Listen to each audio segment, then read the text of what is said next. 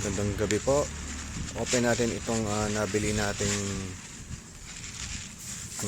hydraulic seat damper sa Shopee.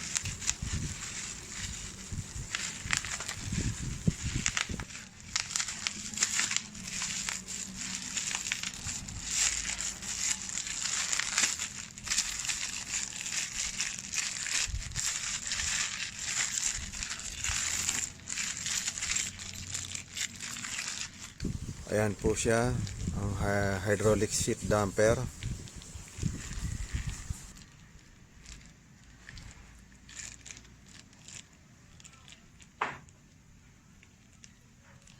Check po natin.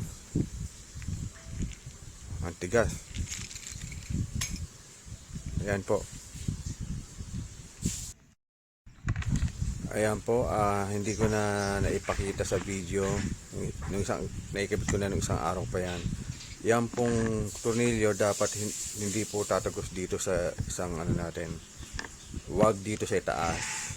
Dapat dito sa baba. Yan, kaya yung tornilyo dyan, medyo ibaba nyo konti para doon lalabas. Ito naman po yung sa loob. Naikabit na rin natin. Ayan.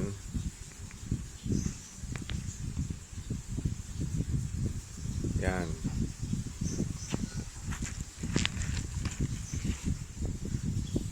So ayan po.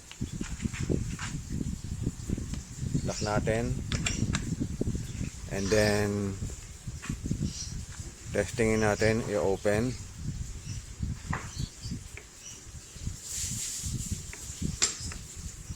Ayun. Umangat. Hindi siya pusang umangat lahat. Ulitin natin. Ganun lang. Kasi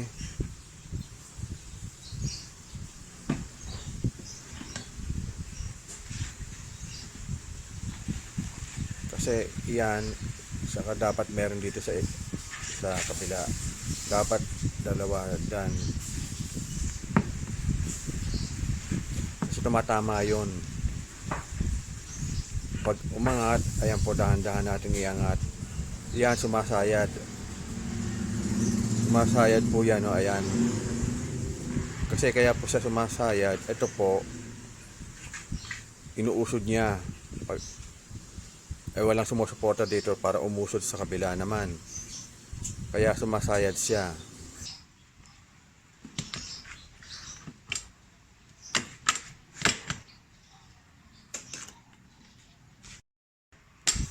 Open po ulit natin. Kailangan pa tulungan ng kamay para umangat. Yan po. Pwede naman sa gitna ilagay ang seat damper natin. Kaso meron po ako niyan. Kaya dapat dalawa ang ilalagay natin. Gandoon, tig-isa. Pero pwede naman isa lang, sa gitna nga lang.